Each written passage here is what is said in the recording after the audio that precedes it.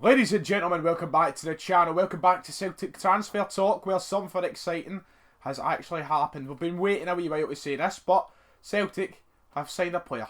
Let's talk about it.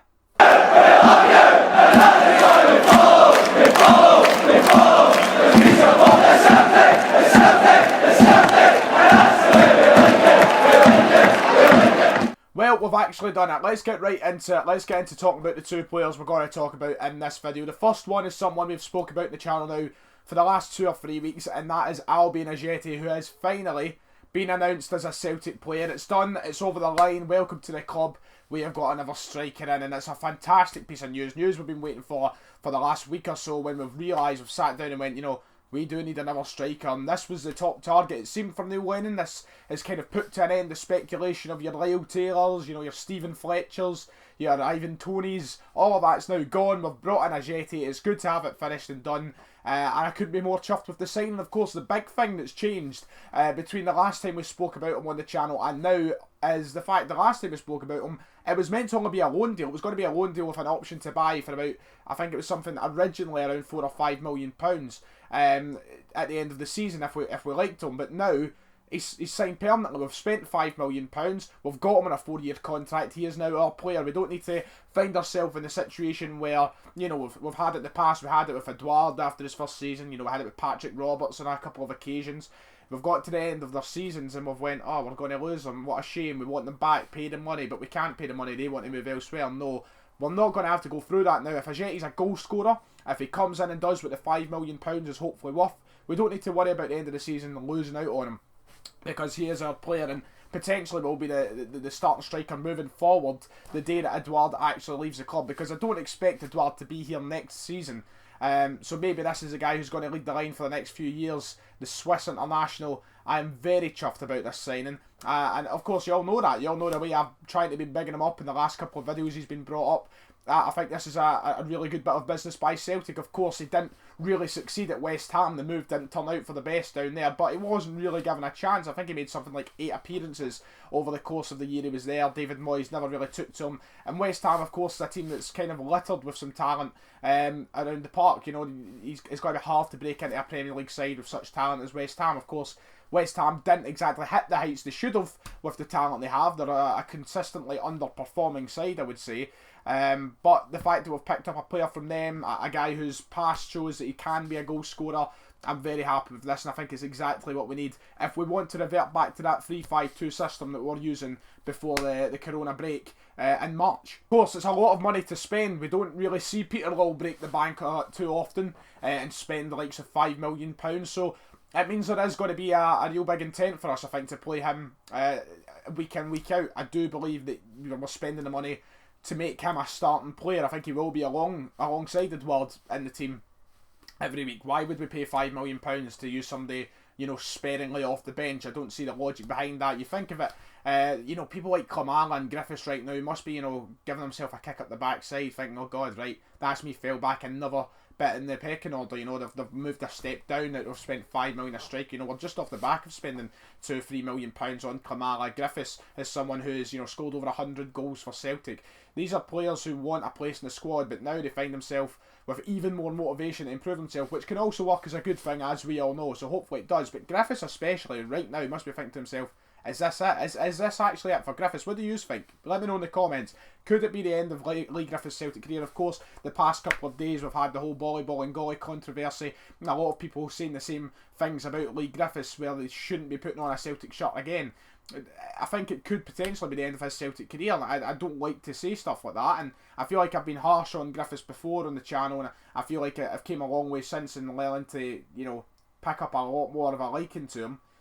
Because he proved himself, you know, he proved everybody wrong, and he came back strong. But then, you know, it feels like every chance we give him, he kind of throws it back in the club's face. So I don't know if that's his career done at Celtic. It's a shame.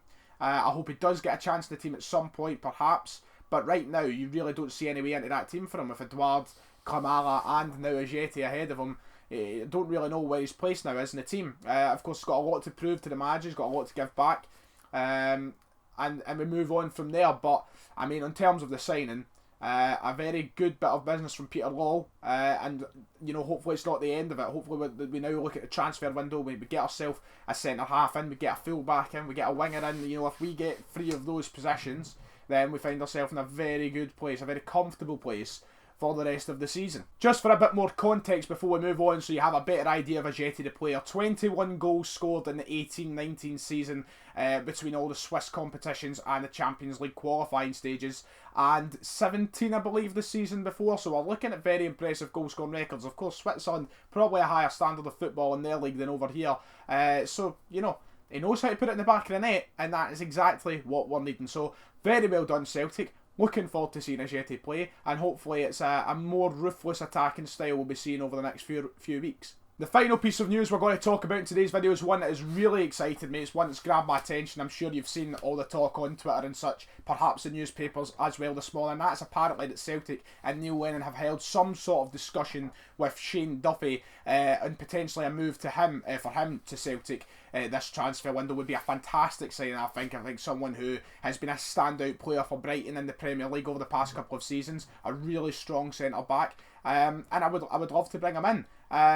I think this is someone who, back in 2017, I actually remember sitting down making a video saying, I think we should sign Shane Duffy. I would like to sign Shane Duffy. I think he was a Championship player at the time, and I remember saying on a video, I would like him, and then end up getting the Premier League move, and that went down the pan. But now talks have opened back up, and I think that'd be a very good move for a centre half. Of course, we've got 2 very talented centre halves in Christopher Ayer and Christopher Jullien, so to add to that depth, it would be fantastic, and once again allows us more options to sit and play a 3-5-2 formation. 3 very good quality centre halves, and he's an international, of course, as well for the Republic of Ireland. So you're looking at, all in all, a very good player. He's got the strengths to, probably come up here and make it look a canter at the back line. But we've said that about players in the past. Let's not get carried away. Just because we've played in the Premier League doesn't mean automatically it's going to be okay.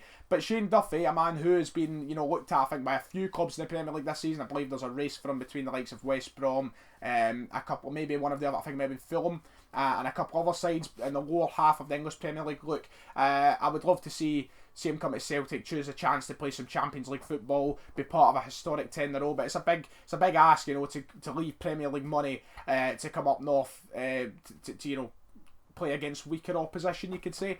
It's a shame that is the way football is, but realistically for him, he'll maybe want to keep challenging himself and playing at the top level down south and try and make a name for himself elsewhere. But I don't know. I think it would be a good move for him. I think he'd be coming here pretty much guaranteed to be a starting centre back. I think if we did sign him, now with AJETI coming in, you're looking at a guaranteed 3-5-2. We have 3 quality centre halves, we've got 2 quality strikers. It all kind of goes together nicely. So it is ultimately up to him. Hopefully we do decide a transfer fee and have some talks with him and get a contract sorted. But it's a big ask to once again take that wage cut. AJETI is apparently taking a massive wage cut from the 60 grand a week he was getting down at West Ham to come up to Celtic, which is fantastic. You don't see that a lot in football. I'm very happy and very grateful that he's done that to move to our club. But will Shane Duffy do the same thing? I'm not sure. It's a chance for him to be part of something massive. As an Irish international at Celtic, I'm sure the fans would take to him very well. But he could be part of a historic season. I would love to bring him in. I think he's solid, he's strong, tall, got a good head on the ball as well. I just feel like overall qualities, signs point towards get him up the road, get him here at Celtic would be a fantastic addition to our defensive lineup. I think he is literally the exact type of defender that we need. We've got Ayer, who's a very good ball-playing defender. He likes to move forward with the ball. Probably his biggest weakness is being in the air for me. Jullien, very strong in the air, but struggles at kind of, being up at a battle with strikers. We've seen that. We've seen it at the weekend against Kilmarnock. Shane Duffy, I feel like, you're not getting a ball-playing defender. You're not getting someone who is consistently up heading the ball and coming up from a corner. You're getting just a strong defensively, an anchor man just right at the back, ready to stop him, no nonsense, kind of through you, like an Irish Nemanja Vidic, if you like. I don't know, I feel like that is the exact type of defender we need to play alongside those two. It could help improve their game as well, and it really just adds another dimension to the back line. 3 different style defenders, all got their own strengths, but ultimately playing together, I'm sure they would do a cracking job. So I'd love to see him come in. Let's hope it's not a ridiculous fee Brighton are looking for, and this could be another player adding to what would, if we got him in alongside AJETI, Barkas, I'd be very happy with the transfer window. I just feel like there's a couple of areas we need to touch on, especially over on the wings. But Shane Duffy, let's get that done, Celtic. I think out of any centre-back I've seen the kind of murmurs on the media about, he would be my pick. And I've said that for a few years, so it'd be nice. Used to sign him in the FM every year for Celtic, and didn't go wrong for me there, so I'm joking. Of course, it's very different in real life. Anyway, that does it for today's video. I hope you have all enjoyed. Thank you all very much for the support recently on the channel. I'll keep saying it. But big day for Celtic. A signing has been made. Hopefully we move on and keep doing it. Let's bring in Duffy. Let's bring in more. Let's get back to playing football. If you enjoy, like, subscribe. See you all next time.